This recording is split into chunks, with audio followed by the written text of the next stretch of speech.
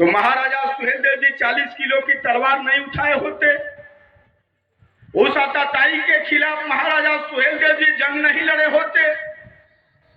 लेकिन आज के डेट में महाराजा सुहेलदेव जी को भी बदनाम करने वाले लोग भी इसी देश में हैं कि महाराजा सुहेलदेव जी को आगे करके हम लोग महाराजा सुहेलदेव जी के नाम पर समाज का सौदा करने का काम करें। इस नाते मेरे नौजवान साथियों, जो आज महाराजा सुहेलदेव जी के जयंती के अवसर पर आपको बुलाया गया है, आपको 24 के चुनाव में आपको समाजवादी पार्टी के साथ कंधा से कंधा मिला करके चलने की जरूरत है। और समाजवादी पार्टी का कैंडिडेट कौन होगा वो तय माननीय अखिलेश यादव जी करेंगे। कल से परसों तक आपके बीच में उम्मीदवार कोई ना कोई होगा।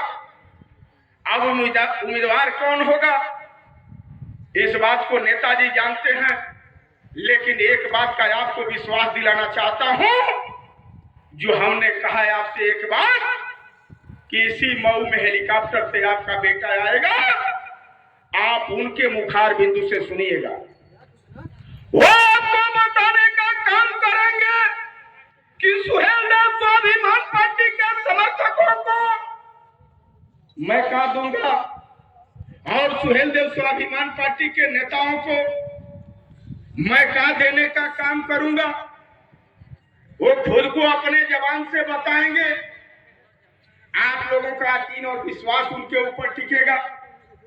इस नाते मेरे नौजवान भाइयों, जो आपको यहाँ महाराजा सुहेलदेव जी के जयंती के अवसर पर बुलाया गया है, इस बात का मैं आपसे अपील करना चाहता हूं कि हमको और आपको महाराजा सुहेलदेव जी के पद चिन्हों पर चलने की जरूरत है। और महाराजा सुहेलदेव जी के पद चिन्हों पर चल करके ढोंगी नेताओं को आपको जवाब देने की जरूरत है। आपका सौदा करने वाले लोगों को आपको जवाब देने की जरूरत है।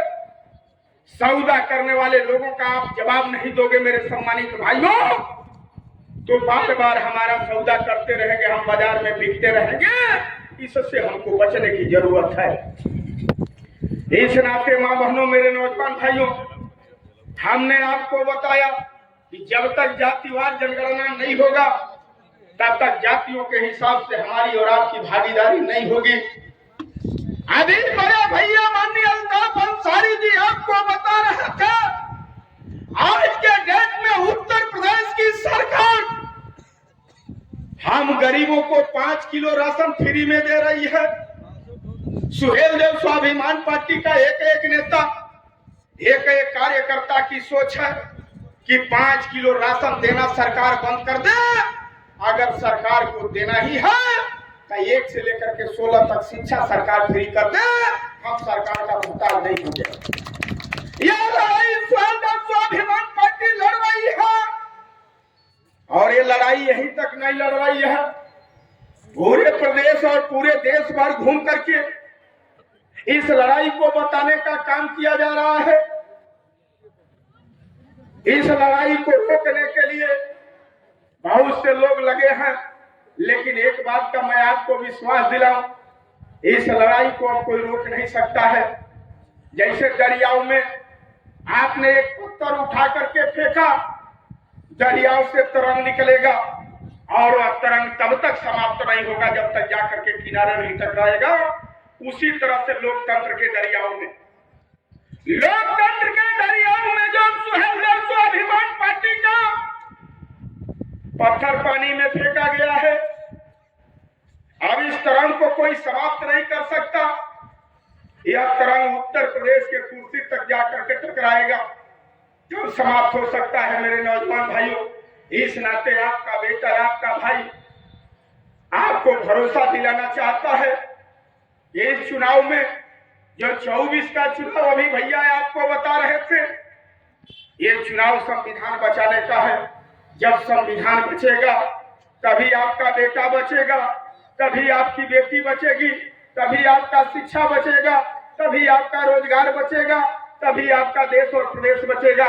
इस नाते मां बहनों, मेरे नौजवान भाइयों, संविधान बचाने की लड़ाई लड़ो। जब तक संविधान नहीं बचेगा हमारा आज का बचना बड़ा मुश्किल होगा। इस नाते हमारे नेताओं की बात काफी लंबा समय तक आप लोगों ने सुना, हर बिंदुओं पर लोगों ने आपसे चर्चा किया। हम लोगों के बीच में गायक कलाकार साथी भी आए हुए थे।